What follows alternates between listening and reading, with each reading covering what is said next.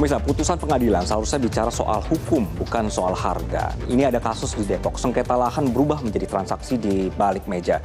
Dari ruang sidang ke lapangan golf, inilah cerita suap yang melibatkan pimpinan Pengadilan Negeri Depok. Kita mulai pemirsa. Pada tahun 2023, kasusnya Pengadilan Negeri Depok ini mengabulkan gugatan yang diajukan PT KD. Ini adalah sebuah badan usaha.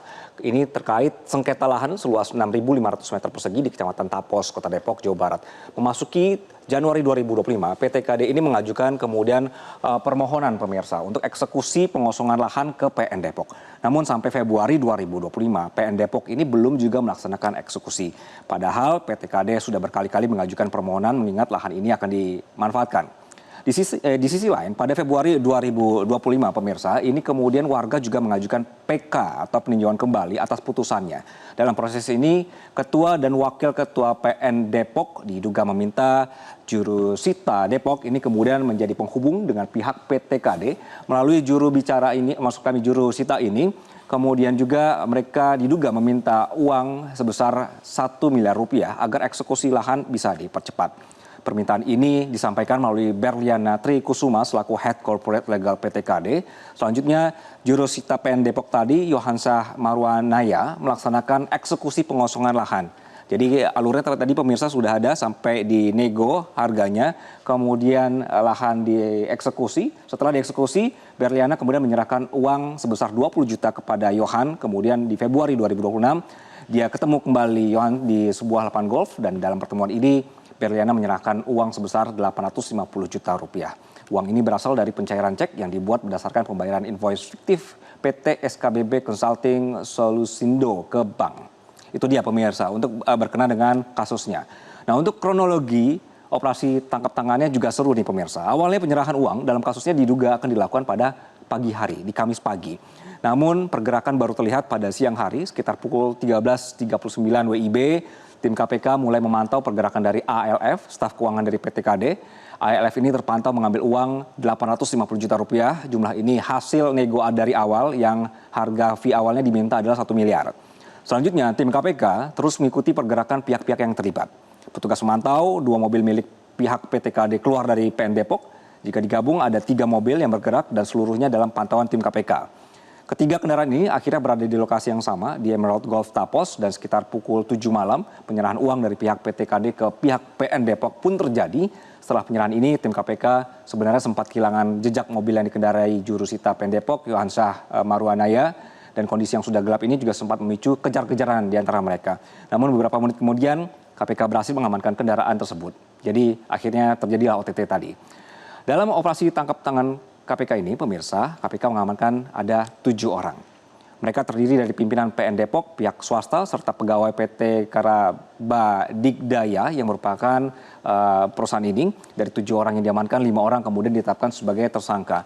Ada Ketua PN Depok, pemirsa ini yang kemudian menjadi perhatian. Wakilnya juga kena, Wakil Ketua PN Depok, Bambang Setiawan ini juga menjadi tersangka. Lalu tadi ada jurusita di PN Depok juga kena, Yohansah. Lalu di rootnya dari PT KD juga kena dan Berliana Tri Kusuma ini selaku head corporate legalnya juga menjadi tersangka.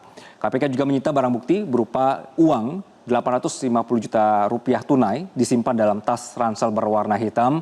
Menurut KPK ini menunjukkan pola baru dalam praktik suap. Kalau sebelumnya uang disimpan di karung atau kardus, kali ini disimpan rapi di dalam tas ransel.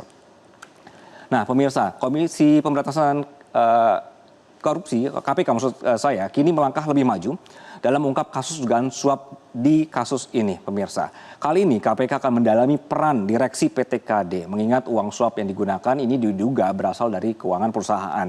Penelusuran ini berangkat dari pertanyaan mendasar, bagaimana mungkin uang perusahaan bisa keluar dalam jumlah besar tanpa sepengetahuan atau persetujuan pimpinan.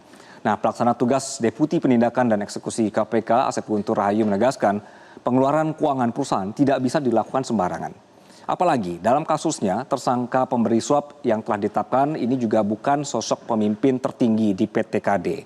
Keraguan ini kemudian muncul dan KPK menilai tidak masuk akal kalau tersangka pemberi suap harus mengeluarkan uang pribadi sampai di angka 850 juta rupiah untuk kepentingan perusahaan.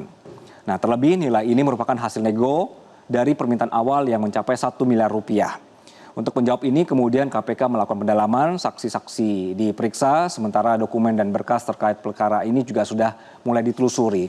Semua ini dilakukan untuk memetakan apa peran dari direksi PT KD dalam kasusnya. Dalam perkembangannya sekali lagi sudah ada 5 orang tersangka dalam kasusnya pemirsa.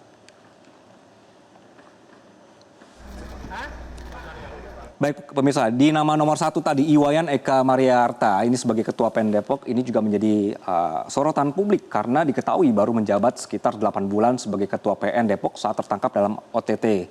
Nah, kita lihat informasi grafik berikutnya pemirsa, apakah kemudian KPK akan berhenti di mereka saja? Ternyata tidak pemirsa, KPK menyatakan selain tadi memeriksa direksinya, keterlibatan direksi, juga akan menelusuri kemungkinan adanya keterlibatan pimpinan PN Depok sebelum masa jabatan Iwayan Eka. KPK bilang pemirsa bahwa kemudian ketua PN baru, kemudian yang lama, apakah atau bagaimana apakah akan didalami juga, kan begitu ya pertanyaan dari KPK. Nah tentu ini menjadi